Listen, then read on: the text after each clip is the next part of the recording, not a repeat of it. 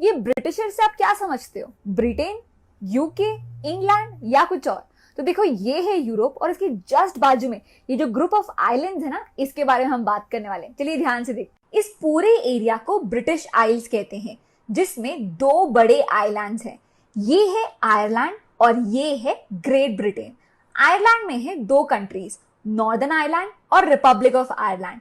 वहीं great Britain में है तीन कंट्रीज, इंग्लैंड, स्कॉटलैंड और वेल्स। और ये ही है जिन्होंने इंडिया को रूल किया था। अब जब आप इन तीनों में नॉर्दर्न आयरलैंड को भी जोड़ते हैं तो बनता है यूनाइटेड किंगडम। अब इन चारों का एक कॉमन कैपिटल है लंदन, और ये है इनका कॉमन फ्लैग, और इन चारों का सेम पासपोर्ट भी है यूनाइटेड किंगडम के नाम से। Did you know King Richard the Lionheart spent less than a year in England during his reign?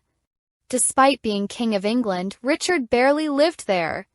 He spent most of his time fighting in the Crusades, defending his lands in France, or even being held for ransom. At one point, he was captured and England had to pay a fortune, nearly a quarter of the country's wealth, to set him free. So while he was a legendary warrior, he was almost a stranger to his own kingdom. Up his faith. This is how England almost converted to Islam in the year 1213, after suffering what was arguably the worst series of defeats in English history in the early 1200s, losing 4 sizable territories in what is now modern-day France, being midway through a national bankruptcy, and being excommunicated by the Roman Catholic Church in Europe. Not only was King John of England in a totally perilous situation, but his position of king was now in jeopardy due to fears of a French invasion, and after alienating pretty much every other European leader, John sought the allyship of Mohammed al-Nasir, the ruler of the Almohad Caliphate, which encompasses modern-day Morocco, southern Spain and parts of Algeria, with al-Nasir being well known as one of the most high-profile Muslim leaders at the time. As a result, in the winter of 1212, King John sent a royal delegation to Morocco to start negotiations. In exchange for military aid, the English king would convert to Islam and offered to turn his kingdom into a caliphate. However, the Moroccan Sultan was skeptical of the trustworthiness of an ally who would give up his faith. Who was Bloody Mary? This gruesome nickname refers to Mary Tudor, eldest daughter of Henry VIII, who became Queen Mary I. Mary was the first undisputed Queen of England to rule in her own right, the first ever Queen regnant. The first, and in my opinion, only legitimate child of Henry VIII, it would seem her reign over the country was guaranteed. But no. In fact, Mary was removed from the line of succession actually twice, the final time by her younger brother Edward because she was Catholic. But, usurped by a distant cousin, Protestant Lady Jane Grey, Mary would not give up so easily. She gathered popular support from her countrymen and rode triumphantly into London on horseback, her half-sister Elizabeth by her side, to the cheers of the people, miraculously unseating Jane just 9 days after her coronation. England's true princess, regardless of her religion, was at last their queen.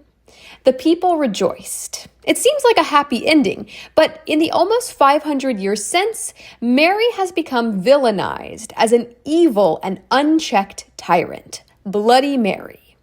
Why?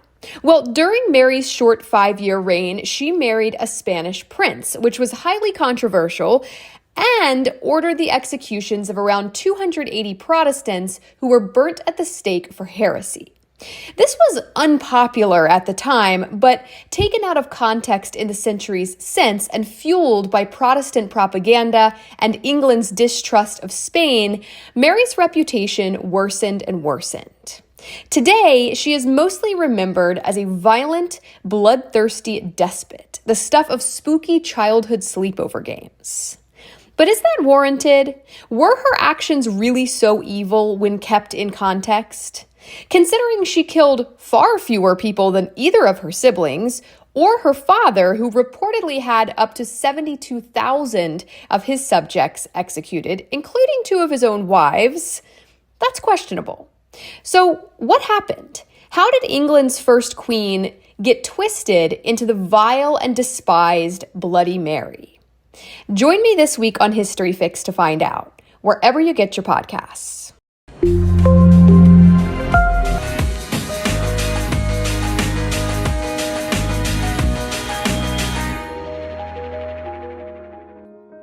Hi, welcome to Awesome Videos. My name is Saravanan. People call me Sam. I'm a businessman and a traveler. So we'll be talking about anything that I find it interesting. இங்கிலீஷில் பேசினாலே உங்களுக்கு தனி ஒரு மரியாதை கிடைக்குது. தமிழில் பேசுகிறதுக்கும் இங்கிலீஷில் பேசுகிறதுக்கும் நிறைய வித்தியாசம் இருக்குது. அதாவது மக்கள் நம்மளை ட்ரீட் பண்ணுற வித்தியாசம். அது ஏன் ஒரு 1500 வருஷத்துக்கு முன்னாடி ஒன்லி 20 லட்சம் பேர் பேசிகிட்டு இருந்த மொழி இன்றைக்கி வந்து 150 கோடி மக்கள் பேசிகிட்டு இருக்காங்க. இந்த அபார வளர்ச்சிக்கான ரீசன் என்ன அப்படின்னு பார்க்கணுன்னா நம்ம அதோட ஹிஸ்ட்ரி பார்க்கணும். நிறைய பேர்கிட்ட நீங்கள் கேட்டிங்கன்னா இங்கிலீஷ் எந்த நாட்டிலேருந்து வந்துச்சுன்னு கேட்டால் சில பேர் வந்து இங்கிலாந்துன்னு சொல்லுவாங்க, சில பேர் ஈவன் அமெரிக்கான்னு கூட சொல்லுவாங்க. ஆனால் அது இங்கிலாந்துலேருந்தும் வரல, அமெரிக்காலேருந்தும் வரல, இது வந்து ஜெர்மனிலேருந்து வந்துச்சு. ஸோ இதை பற்றி டீட்டெயிலாக நம்ம இப்போ பார்ப்போம். இங்கிலீஷ் ஹிஸ்ட்ரியை 3 பார்ட்ஸாக பிரிக்கிறாங்க. Old English, middle English and modern English. நம்ம இப்போ பேசிகிட்டு இருக்கிறது மாடர்ன் இங்கிலீஷ். ஓல்டு இங்கிலீஷ்ன்ற பீரியட் பார்த்தீங்கன்னா 500கள்லேருந்து 1000 வரையும். இந்த பீரியடில் தான் வந்து German people, angles, Saxons and Jude's அப்படின்ற 3 குரூப் ஆஃப் பீப்புள் வந்து இங்கிலாந்துக்கு மைக்ரேட் ஆனாங்க. அந்த லாங்குவேஜ் தான் இங்கிலீஷ்ன்ற லாங்குவேஜ். அந்த இடத்துல தான் இங்கிலீஷ் ஆரம்பிச்சுது. அவங்க பேசிகிட்டு இருந்த லாங்குவேஜும் இன்றைக்கி நம்ம பேசுகிற லாங்குவேஜும் கம்பேர் பண்ணிங்கன்னா கண்டிப்பாக இங்கிலீஷ் பேசுகிற இங்கிலாண்டில் பேசுகிறவங்களால படிக்கவே முடியாது அந்த லாங்குவேஜை. இப்போ இருக்க ஜெர்மன்ஸ் வந்து அவங்களால கொஞ்சம் பெட்டராக அண்டர்ஸ்டாண்ட் பண்ணிக்க முடியும். 800 பார்த்தீங்கன்னா வைக்கிங்னு சொல்லப்படுற ஸ்காண்டினேவியன் பீப்புள், அதாவது இப்போ இருக்கிற ஸ்வீடன், டென்மார்க், அங்கேருந்து நிறைய பேர் வந்து மைக்ரேட் ஆனாங்க. அவங்க பேசிகிட்டு இருந்த லாங்குவேஜ் தான் ஓல்டு நார்ஸ் லாங்குவேஜ் அப்படின்னு சொல்லுவாங்க. இன்றைக்கி பேசுகிற நிறைய வார்த்தைகள் வந்து ஓல்டு நார்ஸ் லாங்குவேஜ்லேருந்து நம்ம எடுத்து பேசிகிட்டு இருக்கோம் இன்னமும். ஸோ இப்போ ஓல்டு நார்ஸ் லாங்குவேஜ்லேருந்து நாம் இப்போ யூஸ் பண்ணுற வார்த்தை பார்த்திங்கன்னா ஹாப்பி, ஆங்கர், அதே மாதிரி கேக், எக், க்ளவ், நீ, மக், இந்த மாதிரி நிறைய வார்த்தைகள் இருக்குது. நீங்கள் கூகுளில் போட்டு பார்த்தீங்கன்னா ஓல்டு நார்ஸ் லாங்குவேஜ் இங்கிலீஷ் வேர்ட்ஸ்ன்னு போட்டு பார்த்தீங்கன்னா உங்களுக்கு தெரியும். ஸோ அங்கேருந்து இவ்வளோ வார்த்தைகளை எடுத்திருக்காங்க. ஓல்டு இங்கிலீஷ் பீரியடுக்கு அடுத்தது வந்தது தான் மிடில் இங்கிலீஷ் பீரியட். இது வந்து ஒரு 400 இயர்ஸ் ஃப்ரம் 1066லேருந்து ஒரு 400 இயர்ஸ் வந்து மிடில் இங்கிலீஷ் பீரியட்ஸ்ன்னு சொல்கிறாங்க. இந்த டைமில் வந்து ஃப்ரெஞ்ச் வந்து இங்கிலாந்து ஆண்டுட்டு இருந்தாங்க. அப்போ ஹையர் அஃபீஷியல் எல்லாருமே, இப்போ சர்ச்லேருந்து கவர்மெண்ட் ஆஃபீஸ்லேருந்து எல்லாருமே வந்து ஃப்ரெஞ்ச் பீப்புள். ஸோ ஃப்ரெஞ்ச் பீப்புள்கிட்ட ஏதாவது ஒரு வேலை நடக்கணும்னா என்ன பண்ணுவாங்கன்னா இங்கிலாந்து பீப்புள் வந்து ஃப்ரெஞ்சில் பேசணுன்றதுக்காக நிறைய பேர் வந்து ஃப்ரெஞ்சு கற்றுக்க ஆரம்பித்தாங்க. இப்போ நம்ம ஊரில் வந்து எப்படி வந்து கலோனியல் பீரியடில் பிரிட்டிஷ் வந்து ஹையர் லெவல் அஃபீஷியலாக இருந்தாங்க, அதே மாதிரி கிளரிக்கல் ஒர்க் எல்லாமே இந்தியன் பண்ணாங்க இல்லையா, அதே மாதிரியே வந்து ஃப்ரெஞ்ச் வந்து ஹையர் லெவல் பீப்புளாகவும் கீழே கிளரிக்கல் ஒர்க் எல்லாம் பண்ணுறது வந்து இங்கிலாந்து பீப்புளாகவும் இருந்தாங்க. இப்போ வந்து இங்கிலீஷில் பேசினாங்கன்னா ஓகே அவங்க கொஞ்சம் வெல்த்தி இல்லை கொஞ்சம் நிறைய தெரிஞ்சவங்க அப்படின்னு நாம் இப்போ நினைக்கிறோம் இல்லையா, அதே மாதிரியே வந்து ஒரு பீரியடில் வந்து இங்கிலீஷில் பேசுகிறவங்க வந்து ஃப்ரெஞ்சில் பேசுனாங்கன்னா அவங்களுக்கு வந்து தனியான மரியாதை அண்ட் ப்ரிஃபரன்ஸ் வந்து கொடுக்கப்பட்டுச்சு. இப்போ இதுக்கு ஒரு கிளியர் எக்ஸாம்பிள் ஒன்று சொல்கிறேன். இப்போ நாம் யூஸ் பண்ணுற மட்டன், நாம் மட்டன்னு யூஸ் பண்ணுறோம். இந்த மட்டன் வேர்ட் வந்து ஃப்ரெஞ்ச்லேருந்து வந்தது. அதாவது மட்டன் சாப்பிட்றவங்க எல்லாம் வந்து கொஞ்சம் வந்து ஹை கிளாஸ் பீப்புள். அந்த டைமில் அவங்க எல்லாமே வந்து அந்த வார்த்தையை மட்டன் யூஸ் பண்ணுவாங்க. யார் வந்து இந்த பீப்புள் வந்து இந்த ஃபார்மர்ஸு இந்த கோட்டை ரைஸ் பண்ணுறவங்க எல்லாம் வந்து கோட்டுன்னு சொல்லுவாங்க. அந்த இடத்துலேயே பார்த்தீங்கன்னா நிறைய வித்தியாசம் இருக்கும். கோட்டுன்னு சொல்லுவாங்க, மட்டன்னு சொல்லுவாங்க. சாப்பிட்றவங்க மட்டன்னு சொல்லுவாங்க, அதை வளர்க்குறவங்க வந்து கோட்டுன்னு சொல்லுவாங்க. இப்போ நாம் யூஸ் பண்ணுற வார்த்தையில் நிறைய வார்த்தைகள் வந்து ஃப்ரெஞ்ச் வார்த்தைகள் நாமளே யூஸ் பண்ணுறோம், ஆனால் அது இங்கிலீஷ்னு யூஸ் பண்ணிகிட்ருக்கோம். எக்ஸாம்பிள் சொல்கிற பாருங்கள், machine, aviation, ballet, elite, energy, rich, gallery, hotel and restaurant, இன்னும் நிறைய வார்த்தைகள் இருக்குது. இதுக்கப்புறம் வந்தது தான் மாடர்ன் இங்கிலீஷ். 1485லேருந்து இப்போ வரையும் பேசுகிறது வந்து மாடர்ன் இங்கிலீஷ் பீரியட்னு சொல்கிறாங்க. இந்த பீரியடில் தான் இங்கிலீஷ் வந்து ஒரு அபார வளர்ச்சி அடைஞ்சிச்சு. ஏன்னா இது வந்து கம்ப்ளீட்டாக காலனைசேஷன்னால் நிறைய நாடுகளை வந்து கைப்பற்ற ஆரம்பித்தாங்க. கைப்பற்ற ஆரம்பித்தோடனே நிறைய இடத்துல வந்து இவங்களோட ட்ரேட் பண்ணணுன்னா இங்கிலீஷ் கற்றுக்கணும். அதுக்கப்புறம் இங்கே கவர்மெண்ட் அவங்க எந்த நாடை பிடிக்கிறாங்களோ அந்த கவர்மெண்ட்டில் வேலை செய்யணும்னா இங்கிலீஷை கற்றுக்கணுன்ற மாதிரி நிறைய நாடுகள் வந்து இங்கிலீஷை கற்றுக்க ஆரம்பித்தாங்க. இந்த பீரியடில் தான் லாங்குவேஜ் ஆஃப் காமர்ஸ் வந்து இங்கிலீஷ்னு ஆக ஆரம்பிச்சிச்சு. அதுக்கப்புறம் கொஞ்சம் கொஞ்சமாக எந்தெந்த நாட்டுக்கு போகிறாங்களோ அந்தந்த நாட்டில் என்ன ஸ்பெஷலாக இருக்கோ அதை வந்து கற்றுக்க ஆரம்பித்தாங்க. நிறைய லாங்குவேஜஸில் இருக்கிற புக்ஸ் எல்லாத்தையும் டிரான்ஸ்லேட் பண்ண ஆரம்பித்தாங்க. இந்த பீரியடில் வந்து நிறைய சயின்ஸ் ஃபோக்கஸ் பண்ண ஆரம்பித்தாங்க. நிறைய சயின்ஸ் ஃபோக்கஸ் பண்ண ஆரம்பித்தப்போ எந்தெந்த லாங்குவேஜில் ஏற்கனவே டெவலப் ஆகிருக்க சயின்ஸ் அண்ட் டெக்னாலஜியை அப்படியே எடுத்துக்கிட்டாங்க. அந்த கான்செப்டை எடுத்துக்கிட்டது மட்டும் இல்லாமல் அதில் இருக்கிற அப்படியே எல்லா வேர்ட்ஸையும் இவங்களும் எடுத்துக்கிட்டாங்க. ஸோ இந்த பீரியடில் பார்த்தீங்கன்னா நிறைய லாங்குவேஜஸ்லேருந்து எடுக்கப்பட்ட வார்த்தைகள். இப்போது சில எக்ஸாம்பிள் சொல்கிறேன்.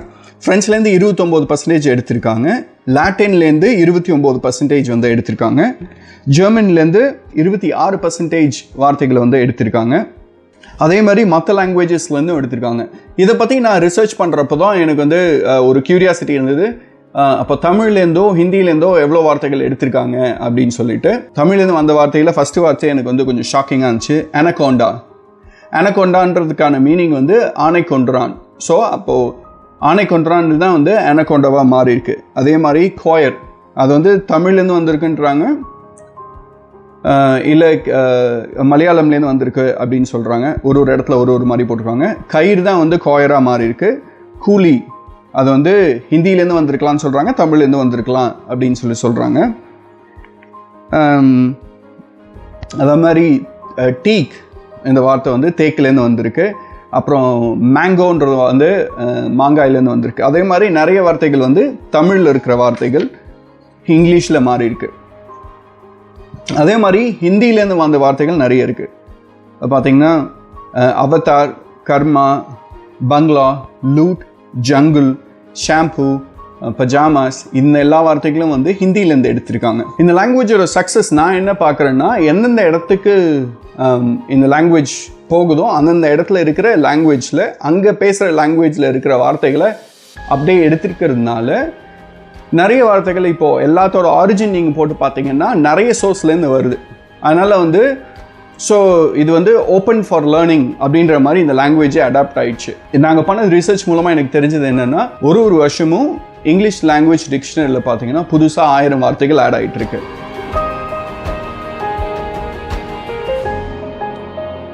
இது மட்டும் இல்லாமல் இப்போ படிக்கிறவங்க எல்லாருமே, இப்போ நீங்கள் பிஹெச்டி பண்ணுறீங்களோ இல்லை ஹையர் ஸ்டடீஸ் நீங்கள் என்ன பண்ணிங்கனாலும், இல்லை இன்டர்நேஷ்னல் ட்ராவலிங், நீங்கள் இன்டர்நேஷ்னல் லெவலில் ஏதாவது கம்யூனிகேட் பண்ணிங்கனாலும் இங்கிலீஷ் வந்து ஒரு லாங்குவேஜ் ஆஃப் பிஸ்னஸ்ன்ற மாதிரி ஆயிடுச்சு, இல்லை லாங்குவேஜ் ஆஃப் சயின்ஸ் அண்ட் டெக்னாலஜின்றது ஆயிடுச்சு. இப்போது நீங்கள் எந்த மூலையில் நீங்கள் படிச்சிங்கனாலும் ஹையர் ஸ்டடீஸ் பண்ணுறதுக்கு English is the key. So it is a great success for English. உங்களுக்கு இந்த வீடியோ பிடிச்சிருக்குன்னு நம்புகிறேன். Wait for more interesting videos. Thank you.